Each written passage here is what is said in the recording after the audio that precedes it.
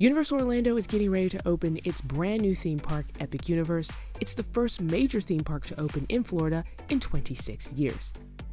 Epic features 5 themed worlds filled with attractions, shops, dining, and more. You can enjoy the fountain and garden-filled oasis of Celestial Park, visit Mario and Friends in Super Nintendo World, evade monsters like Dracula and the Wolfman in Dark Universe, play with dragons in How to Train Your Dragon Isle of Berk, and cast spells in the Wizarding World of Harry Potter, Ministry of Magic. Today we're going inside for a peek at this brand new park to see what it has to offer.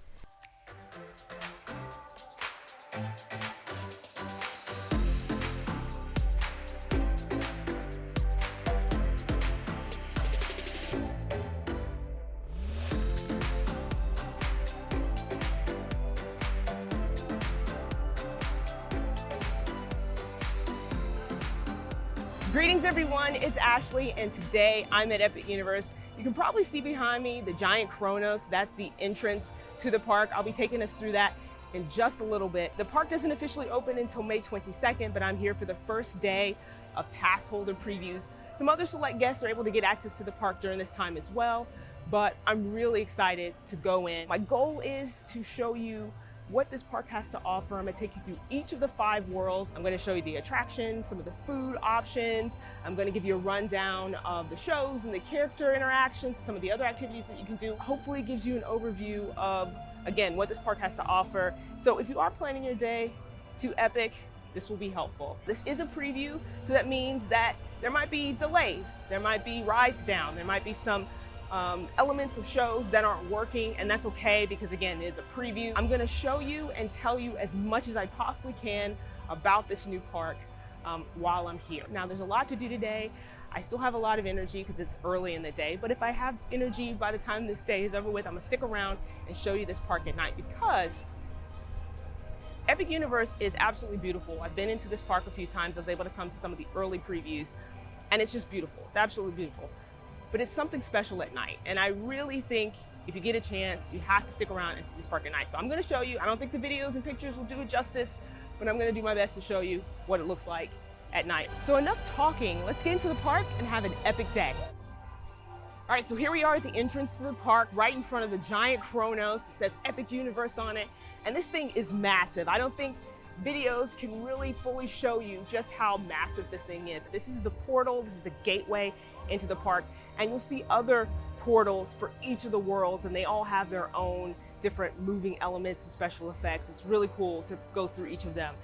And as you can see, there's all these like moving dials. At the top here, there's one that's orbiting like the planets.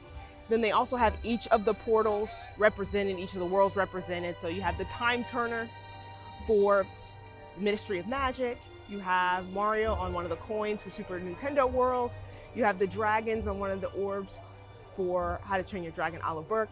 And then you can kind of see it's kind of tucked behind some of this metal work here, but there's a purple orb that represents Dark Universe.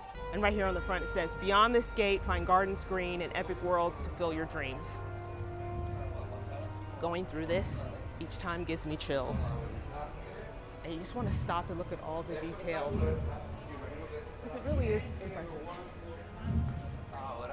All right, so here we are in Celestial Park. This is the first world that you'll encounter when you enter Epic Universe, and this is considered the hub of the park. So this is the one that connects to all the other worlds. The thing about Celestial Park is that it's themed to astrology, mythology. There's all these different elements. There's a giant statue of Luna, the moon goddess, and right across from her, over closer to the new hotel, is a statue of Apollo, the sun god. Now there's shops and restaurants throughout this area. There's also a couple of attractions like the Constellation Carousel and Stardust Racers, which is the dueling coaster. We'll check that out a little bit later today. But yes, there's tons of gardens and fountains in this area. It can be very relaxing. Now, a lot of the other theme parks around Orlando feature a hub and spoke layout, meaning you have the central hub area, and then there's all these other worlds or lands that branch off from that, similar to like a spoke on a wheel. Epic Universe is designed kind of similar to that, with the exception of each of the worlds or lands aren't connected to each other. If you go into Super Nintendo World, you have to come back out of Super Nintendo World, back into Celestial Park, to then go over to the neighboring world, which is Dark Universe. So a slight different design, something to keep in mind when you're planning your day here and you're trying to navigate where to go. Now over here in Celestial Park, they have, like I said, a number of restaurants. This one is the Atlantic. It's literally right there in the center. Mostly seafood dishes, salmon and lobster rolls and filet mignon. One of the things I've noticed during my visits here at Epic is that the walkways are very wide. So even on busy days, which I haven't even seen this park at like full capacity yet, right? I've only come through some of the previews, but on the busiest day I've been here, it didn't feel that busy because the pathways were so wide. So everybody's able to move around. The Meteor Astro Pub's one of the restaurants here at Celestial Park. And it's a quick service.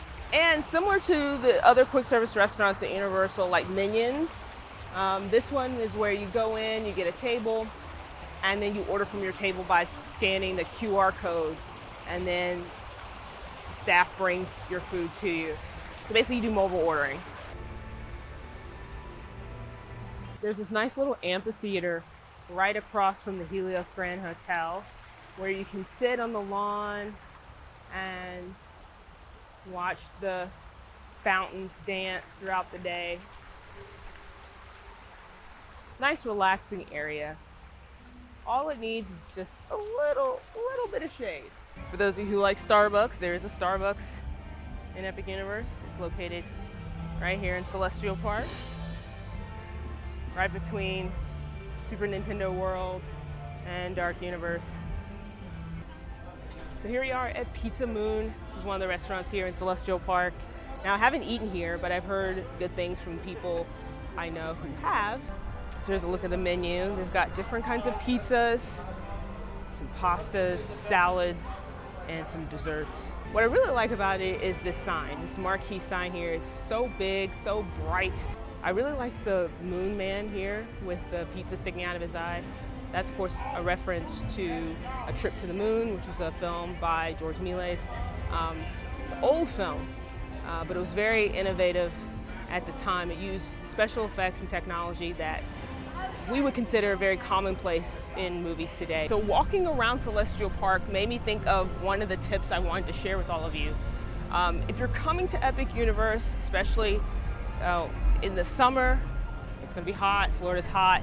I highly recommend that you bring the sunscreen, sunblock, maybe even bring a cap to wear, because as you can see, there's not a lot of shade in this area. There's not really a lot of shade throughout the park. And so, you know, you want to protect yourself. Also stay hydrated, bring a water bottle. I have mine with me because you can fill it up, and they have plenty of water bottle refillable stations around the park. So keep that in mind.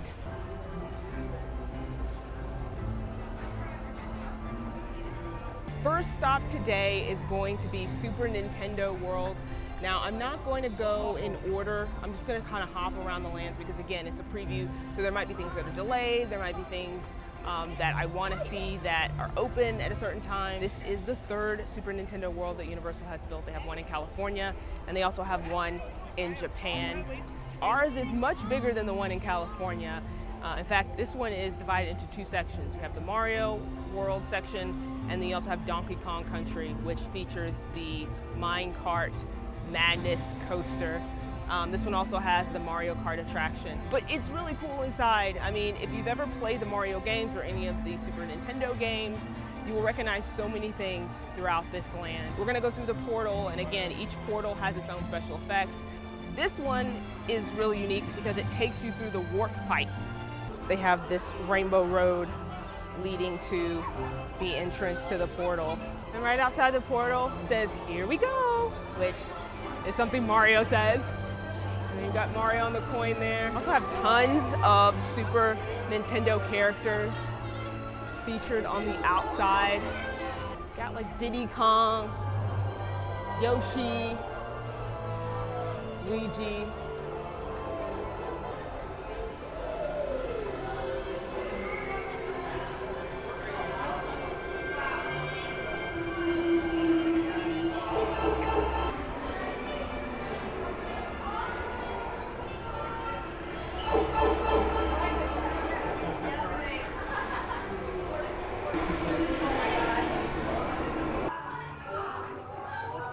then from the warp pipe, we enter Peach's castle.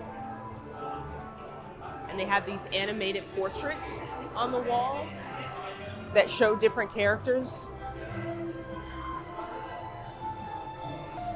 Kind of like how it was in the N64 game, if you remember that one. Back in the day. I'm so old.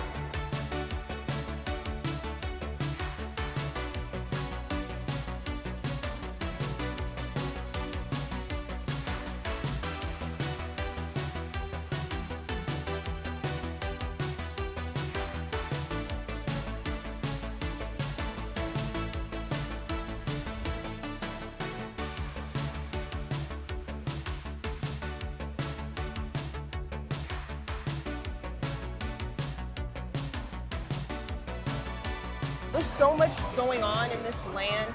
It is sensory overload. But what's really cool about this land and all the other lands at Epic Universe is the big reveal. Like once you go through the portal and you get to the part where you're actually in the land, it's just this grand reveal. And you really feel transported. I feel like I'm transported into the world of the game. And you can see all these moving parts. You know, you have like the spinning coins, you see the little mushrooms moving around, the question blocks, which are interactive and you can actually punch when you're using your power-up band. So this land actually has 3 attractions. It has the Mario Kart attraction, Bowser's Challenge, which is a AR headset ride where you get into a little Mario Kart vehicle and you're able to go through and virtually shoot different targets. They have Yoshi's Adventure, which is a slow-moving ride that takes you around parts of the land. I think it's similar to the Seuss Trolley over at Islands of Adventure.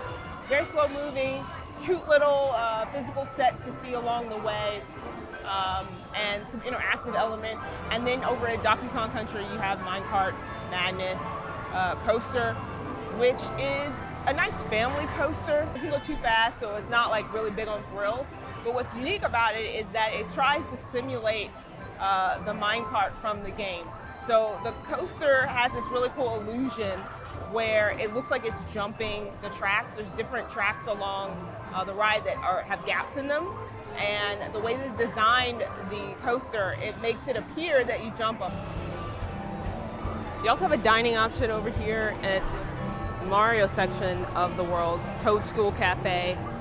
They also have this little snack stand here called Turbo Boost Treats. They serve popcorn. You can also get the Mario popcorn bucket over here. They have a couple of gift shops over here in Super Nintendo World.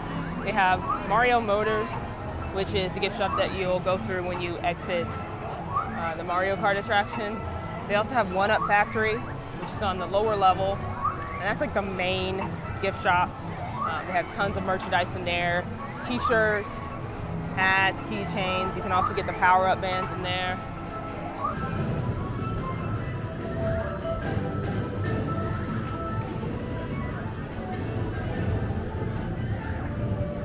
We've entered Donkey Kong Country.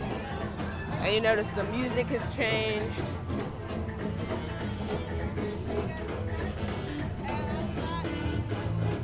We have some gift shops over here as well. We've got Funky's flying by, little outdoor merchandise stand. And he's not out right now, but this is where you'll get to meet Donkey Kong.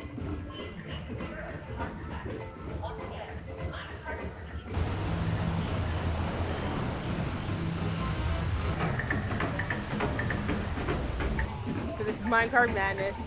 Again, family coaster. There's just plenty of things to see during the ride. Doesn't go too fast. It goes indoors as well. But yeah, nice entry coaster for kids. Now throughout this land they have a lot of interactive elements again that you can use with your power-up band. I have mine on. This one's Toad. I'm Team Toad. You can use them to like punch the question blocks and gain points. You can connect the power-up band through the app. There's a play component in the app that'll help you track your points and unlock all the different challenges that you can do throughout the land. There are tons of Easter eggs located throughout Super Nintendo World. Too many for me to point out today. I'll have to come back and maybe do a separate video on that. But something to look out for are these tiny little Pikmin. There's one right here on the outside of the gift shop that's located right outside of Super Nintendo World. Also on this gift shop, some other references to Super Nintendo characters. You've got, in the stained glass windows, you've got Toad, Yoshi, Princess Peach, and even Link from Zelda.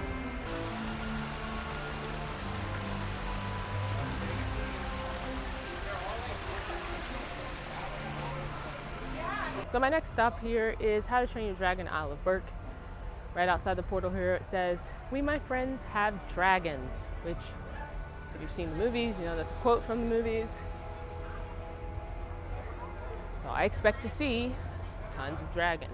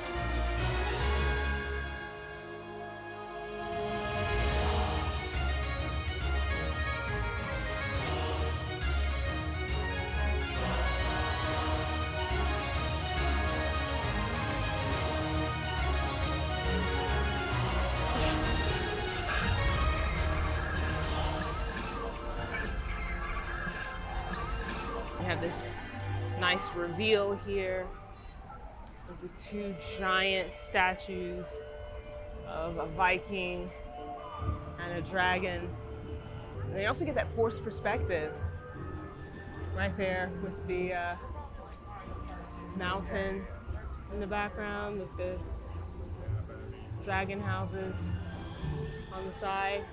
It makes this area look bigger than it is. I mean, this land is huge, but just the use of the forced perspective makes it look even bigger.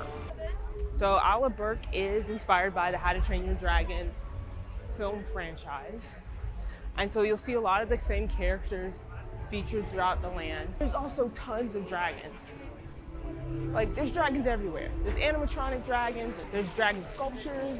Everywhere you look, there's dragons. I mean, you can make an Easter egg hunt out of it, just looking for dragons in Isle of Berk. So there's 3 rides in Isle of Berk. This is one of them, Fire Drill. It's the water ride. Now, you probably can't tell just by looking at it, but you do get really soaked on that ride. I've seen people come off of it absolutely drenched. They do have dryers if you want to pay for them to dry yourself off after you get off the Fire Drill. Oh, I mentioned that you can find a lot of dragons in Isle of Berk. You can also find tons of sheep. They have these little animatronic sheep. They also have the Untrainable Dragon show. Now, I'm not able to film any of it, but it's very similar to the Untrainable Dragon show that they have at Universal Beijing. There's video of it online, so if you're interested to see exactly what the show looks like, you can look it up on there. But basically the storyline for the show is that there's this new dragon that shows up, and Hiccup and the other people of Berk don't really know what to do with it. And so they try to figure out what this dragon's deal is and why it may be untrainable. This is a really cool show. It uses a lot of different effects. You know, there's this flying dragon, which is the centerpiece of the show is the flying dragon. There's also live performers, lots of live music, drummers, drumming. There's screen projections and everything behind the stage. And there's also some cool stage effects, projections on the walls, lighting. It uses a lot of elements, and it tells a really beautiful story. Even if you are coming here to Epic Universe to ride rides, prioritize rides, I highly recommend you take some time to pencil in some of these shows. They're really, really well done. And again, it's a nice break from the heat. Now, if you are coming for the show, there's multiple performances throughout the day. You can check the app for the show times. Right now during the previews, they're recommending that you show up 30 minutes before the showtime just to kind of, ensure that you get a chance to watch it because, it might reach capacity. But again, highly recommend you check it out. So Hiccup's Wing Gliders is another attraction here. This is a family-friendly coaster. The best way to describe it is kind of like a mix between Hagrid's Magical Creatures Motorbike Adventure over at Islands of Adventure and Slinky Dog Dash over at Disney's Hollywood Studios. It has, some animatronics and some other like story elements along the way. It doesn't go too fast, but it has a little bit of a thrill to it. The story behind this attraction is that Hiccup has invented this contraption that allows amateur dragon riders to fly or learn to fly without using dragons. And that leads to what we experience on the coaster. I was actually really surprised by this attraction because I kind of wrote it off as like a kiddie coaster, but it's not a kiddie coaster. It's actually really fun. This is another ride, Dragon Racers Rally, and it just kind of takes you up and spins around. It doesn't do a lot of spinning if you're worried about that, but if you can manage to get some momentum on the little ride vehicle there on your seat, you can really make it spin. If you've seen pictures of those giant mac and cheese cones, this is where you can find it, right here at this little stand here. And they have other cones too. They have a PB&J, pork, bacon, and jam, and a dragon fire chicken cone as well. They have the Viking Training Academy area over here. This is basically a playground for little kids. If you've seen a little cute baby dragon roaming around Berk, please call my name. Just a dog found him. Cutest dragon, name is Rough Runner, but don't tell Hiccup that I lost him. What happened? Why are you looking like that? What are you pointing at? Behind you. What's behind me? The little baby dragon. Are you serious? Yeah. Yes. Hey, Rough Runner, I've been looking all over for you. Where have you been, buddy? Huh? Oh, let's play Toothless Says. How about that? Okay, we'll play that. Everyone play it with us. It's very simple. When I say Toothless Says, you follow my commands. After all, he's Alpha Dragon. So here we go. All together. Toothless Says, look to the right. Toothless Says, look to the left. Toothless Says, wiggle your ears. Ha very good. Toothless Says, put one paw out. Ah, very good. Toothless says, bring that paw back. Toothless says, wiggle your tail. Look to the sky. You win. All right, good boy. Oh, you're so smart. Now, inside this mountain is Mead Hall. This is the quick service restaurant here at Isle of Berk. I've actually worked up an appetite, plus I want to take a little bit of a break, so I'm going to go inside here and grab me some lunch. So I just finished my meal at Mead Hall, and I had Hiccup's grilled salmon. I love salmon, and so I was in the mood for that. And it's really good. Salmon is nicely seasoned. It comes with a baked potato, some carrots, and this like dill fennel sauce. Very, very good. The portions are pretty big here, so just keep that in mind. I really like this spot. The theming inside is really nice. They have dragons. But they have tables all around the room. And again, you just go to a table, scan the QR code, order your food, and they bring it to you. This is also one of the interactive elements that you can do in Isle of Berk. There's a number of these where you like spin the wheel and it activates one of these little things on the column. You can also meet Toothless here at Isle of Berk. Right now the wait is only 30 minutes, so I think I'm gonna hop in line and meet Toothless. So I just finished meeting Toothless, and that is a very cool character meet and greet. They teach you how to introduce yourself to a dragon, and then you actually get to pet Toothless, and then he responds in real time. You can see his eyes blink, he's breathing, he nods his head. Very cool interaction. I just love the animatronics that they've created for this. Now, I hopped in the line because it was 30 minutes, but it actually took a little bit longer. But that's to be expected because, it depends on the groups that are in front of you, how long it takes. There are also some families, so they had kids, the kids want to interact with Toothless. So it took a little bit longer, but it was worth the wait. This was just, like I said, a very unique character meet and greet, and I really love the interaction. Now the lines have typically been a little long for this one, which is why I jumped in it when I thought it was 30 minutes. So just keep that in mind if you're planning to do that for your day. This might be one of the first things you do if characters are a really big part of your plans, because Toothless is one of the most popular characters, probably the most popular character to meet in Epic.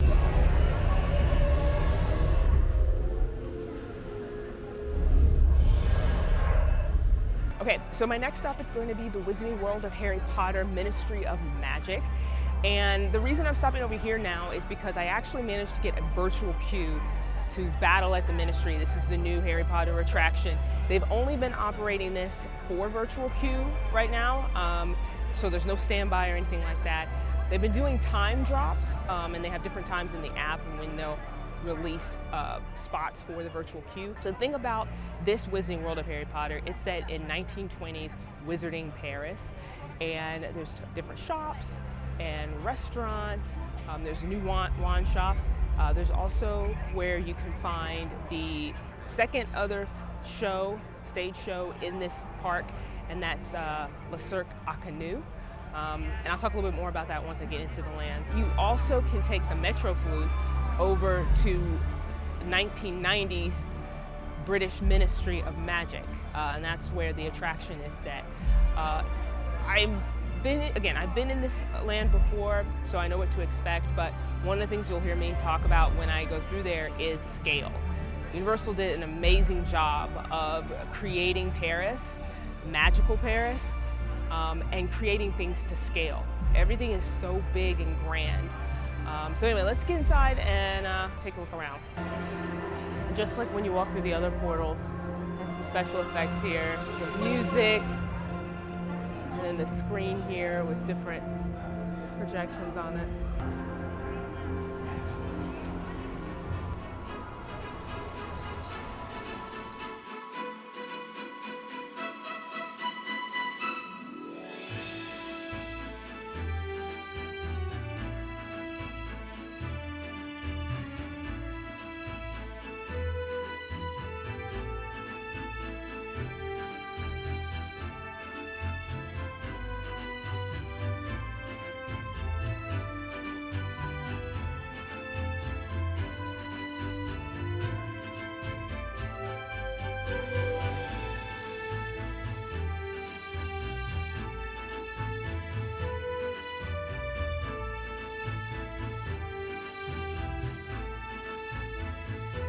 So after you enter through the portal, you'll go past these metro signs here, and then you'll see this large archway, and it is massive.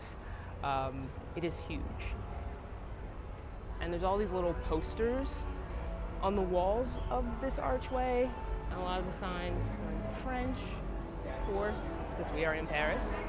And this whole land is basically themed, inspired by Fantastic Beasts. So they have all these little shops here along the street, and make sure you check the windows of these shops, because you can find all sorts of fantastic beasts, magical creatures lurking in the window. They also have this cafe here. I'm not even going to attempt to say this name because I am really bad at French. Now, I haven't had any of the food here at the cafe, but I did have one of the drinks here. They have a drink, it's a non-alcoholic drink, lavender lemonade.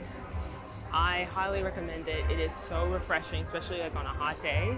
It's not too sweet, has just like a hint of lavender, but it's so good. And all the windows have something in them, something that brings them to life. Over here in this little candy shop here, they have this little wheel going on this little miniature Eiffel Tower. This is the tent for Le Cirque à Canoe, which is one of the shows here at Epic Universe. Now this one features Fantastic Beasts, and what's really cool about this show is that it mixes all sorts of different elements together. There's puppetry, there's projections, there's practical stage effects, there's screens, there's live actors. The tent looks really small from the outside, but once you go inside, it's so massive.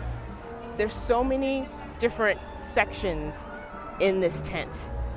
Basically, you get to see all sorts of different sideshows, areas for different sideshows, I should say.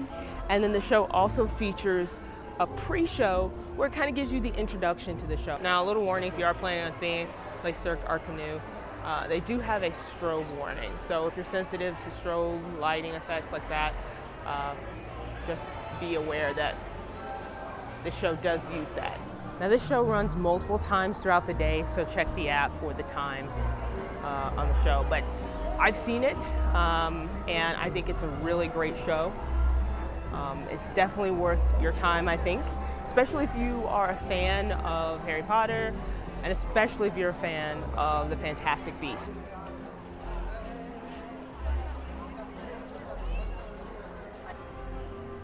Over here is the new wand shop, Cosme Acajor.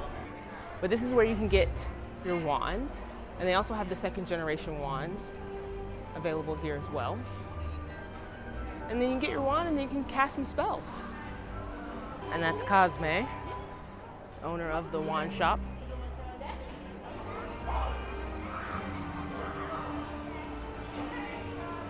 We have a little bar over here. You get some drinks. You can also get giggle water here. I haven't tried it, so I can't tell you if it's good or not, but you can get it here. So if you want to cast some spells, make sure you look for the little emblems on the ground here that let you know that this is where you can cast a spell. And then you're going to activate or trigger some effect in the windows. It might be a magical creature, it might be something else. They also have a butterbeer stand here, because of course. So this is where you can get the bière à beurre. I think that's how you say it in French. Bière à beurre? Bière à beurre? Butterbeer. This is also another interactive spot because the fountain will spray water on you. And then a little creature appears. I don't know if you saw it. Okay, so I'm outside the battle at the Ministry. So now I'm just gonna hang around here until it's time for my virtual queue. So I wanna go on as soon as possible. I'm really excited about that. I just got off of battle at the Ministry, and I wanted to wait until I got away from the crowd to do my reaction. I didn't want to be in anybody's way. This attraction is amazing. Like, jaw on the floor, blew me away. I mean, wow, well, the best way to describe it. So you get in an elevator ride vehicle or a lift, and then you're whipped around to different scenes. So it moves kind of similar to Spider-Man or Transformers. But yes, you're taken around from scene to scene, and there's a mix of screens, of animatronics, lots of animatronics. There's projections, there's other special effects. It's really amazing. If you do get a little nauseous on like Green Gods and stuff because of the screens, I don't think you'll have an issue here. The way they do this is that a lot of the screens are used as like a backdrop. So you have a lot of distance from the screens when you're moving around, so it gives your eyes a chance to adjust. Also, these screens are very crisp and clear. It's not blurry, so it's easier for your eyes to focus. And also, there's other things to look at in each scene. So, like, you'll have the screen in the background where something's happening. In the forefront, there might be this large animatronic, like Death Eater or something like that. And then there's all these other physical set pieces over there as well, and you move around and it's a similar thing. Some really cool effects. I'm not going to give away too many details because I don't want to spoil anything, because there's some really cool reveals in this attraction. But yes, it blew me away. It basically combines all these different like ride elements that you've seen in other Universal parks and puts it in one attraction and just amplifies it. Also, what I like about this attraction is the queue. Now, I've done the queue before because when I came for the other previews, we were allowed to walk through the queue. We weren't able to ride the ride because it wasn't up and running on those days, but we were able to walk through the queue. And the queue is massive. As soon as you walk through the Metro Flu, you've got that effect, like with the flu powder, you've got the green lights, and then you're transported to the British Ministry of Magic, and then there's that big reveal where you're standing in the Ministry. and it is, again, massive. I'm gonna say that word probably way too many times, but it is. It's just the tiles, you've got these multiple stories where you can see inside the offices for the different ministers. You've got this large screen that shows a projection of Dolores Umbridge, who's about to stand trial. You walk through, there's multiple rooms. What's really cool is, like, as you're making your way through the queue, the tiles start to change colors, so you kind of get a sense of where you are. So you start off, it's green, and then it turns purple, and then it turns pink. And when it gets pink, you are entering Dolores Umbridge's office. There's also a locker room for the auras, and you can see the lockers for characters like Ron. And then on the lockers, there are these nameplates, like initials, and those for different Universal Creative people who worked on the attraction. I actually saw one in there that said AC, which are my initials, and I smiled a little bit. It's not me, I didn't work on this attraction, I wish. You get into Dolores Umbridge's office, it's so much pink, there's so much pink. And then you meet a new character, Higgledy, which is Dolores Umbridge's former house elf, and she's kind of telling you a little bit about what's been going on. She's spilling the tea about what's been going on with Dolores. There's all these like boxes where it's clear that, you know, her office was being packed up. There's cat pictures on the walls, and the cats move. Things are kind of in disarray, but it's amazing. Remember how I said make sure you check the windows? Here's a tiny creature, a boat circle, picking a lock. This is a tiny, tiny animatronic.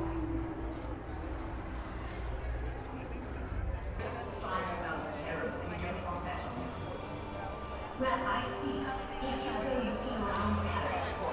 Oh, he is wonderful. He also does poetry and paints. Oh, there's nothing he can't do. You're so talented, darling. I know.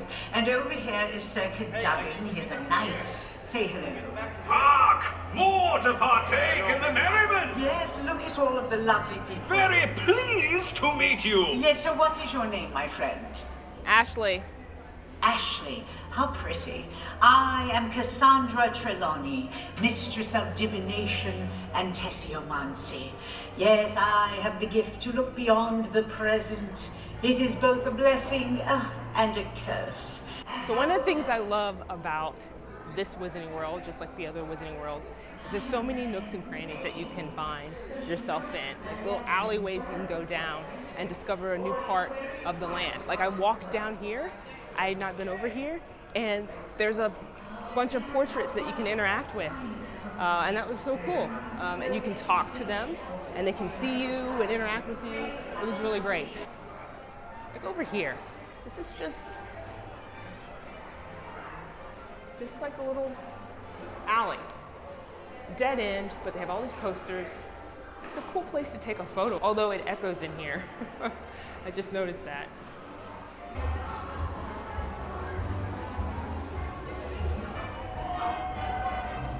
Again, in terms of scale, there's just so much to see here. Even on the archway as you're leaving, there's this giant phoenix that adorns the top of the arch. And then there's all these little sculptures of different creatures, like the moon calf on the sides. So as I make my way over to Dark Universe, I did want to stop and talk about Stardust Racers. This is the dueling racing coaster over in Celestial Park.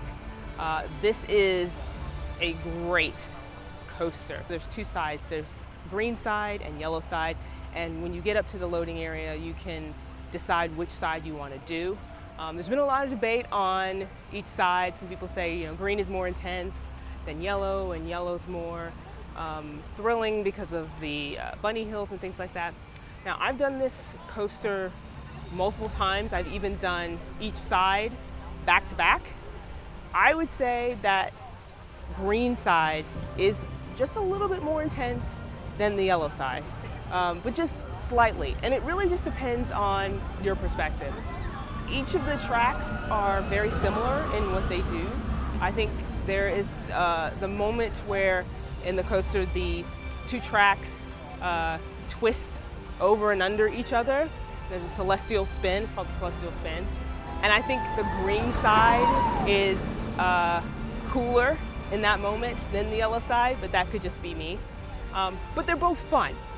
Again, if you're wanting, I think, a more intense ride, I think the green side is your best bet. And if you're a little nervous and you want to take a little tamer ride, then maybe go with yellow. This coaster is very similar to, I think, Velocicoaster in terms of thrills. Velocicoaster goes faster, and Velocicoaster also goes higher in the air than this coaster, but I do think it's almost equally intense. So here we are at the portal for Dark Universe, and this might actually be my favorite portal to go through. It's something about the purple and the lightning effects. I just think it's really cool.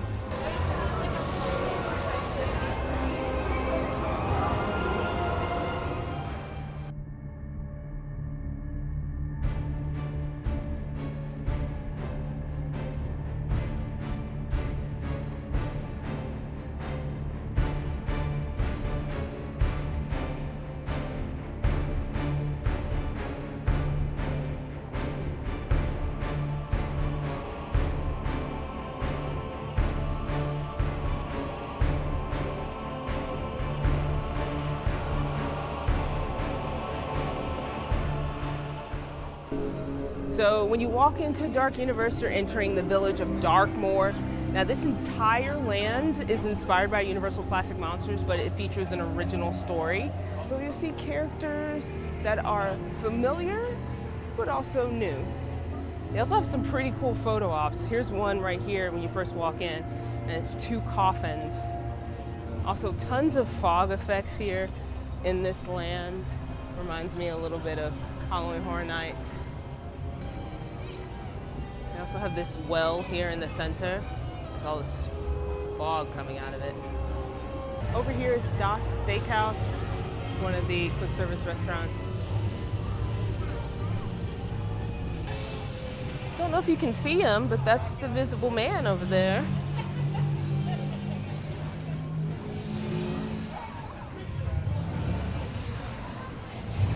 So there are two attractions in Dark Universe. The main attraction is Monsters Unchained, the Frankenstein Experiment. And it's literally the first one that you'll see when you walk into the land, because it's right over here in Frankenstein's Manor. The whole backstory behind this attraction is that Dr. Victoria Frankenstein, who's the great-great-granddaughter of Dr. Henry Frankenstein, has invited us in to show off some of her experiments. She wants to harness the power of some of these monsters like Dracula, but of course, something goes horribly wrong. And so we're in the ride and we're trying to escape them. This is a really cool attraction. It has so many animatronics, and these are large-scale animatronics. The ride system is very similar to Forbidden Journey. So if you've done that one, it's kind of similar, like with the arm and how it moves. But this one is a lot smoother, but also the screens are used more as a backdrop. It has, you know, all these animatronics, and then you'll go through and the screens are really crisp and clear. But they're also, again, integrated into the scene. So you might not be watching a big old screen.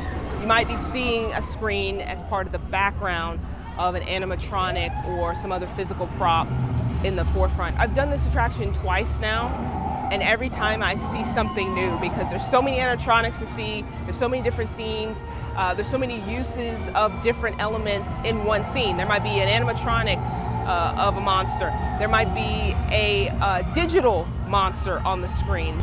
It is really, really cool. Another thing, when you're on the outside of the manor, you'll see the lights in the windows light up, and there's also electrical currents on the outside.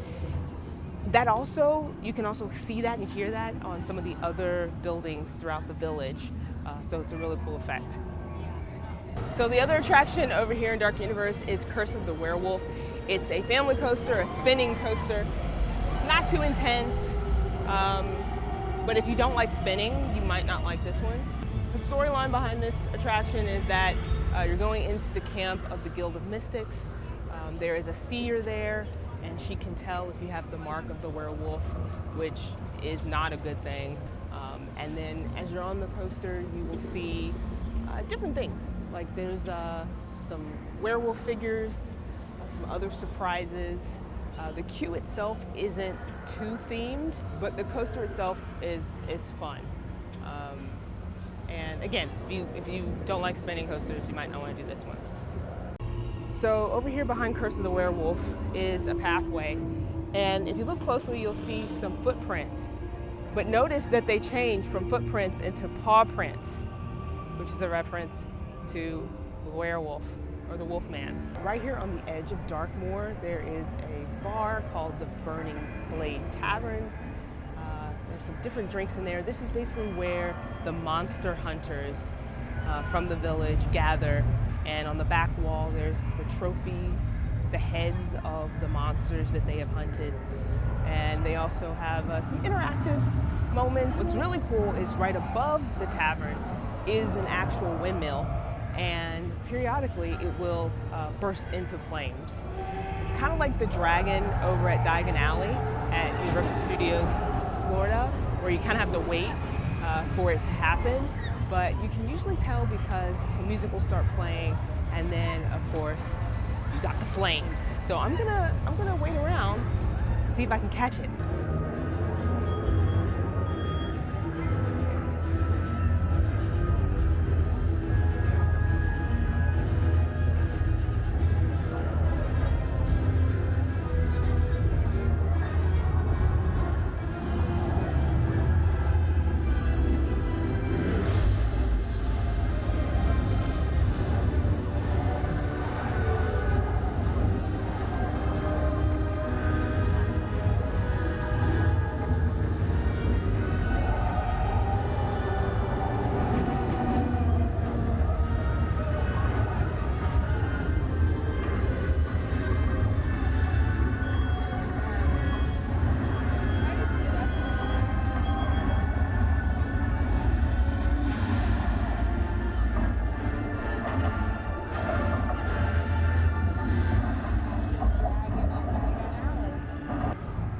Right next to Monsters Unchained, they have a snack stand called DeLacy's Cottage.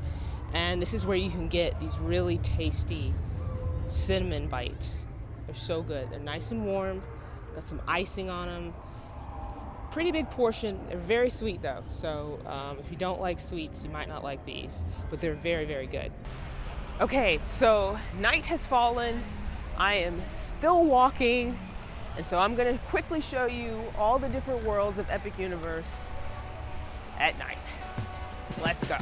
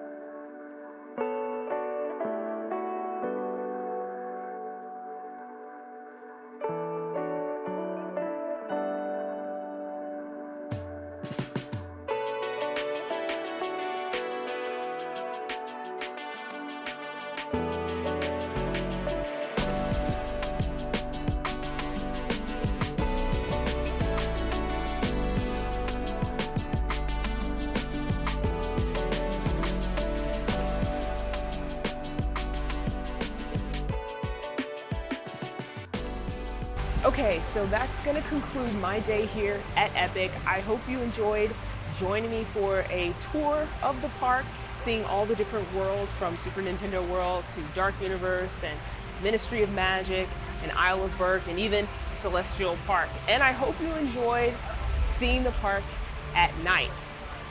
it really is an amazing park. Universal did an amazing job, and I can't wait to visit it again. So if you enjoyed watching this video, do me a favor, hit that subscribe button. I'd really appreciate that. It'll help you keep up with all the videos I'm posting here, these vlogs and these updates in and around the parks. Thanks for watching, everyone. Have a great day, and I'll see you next time.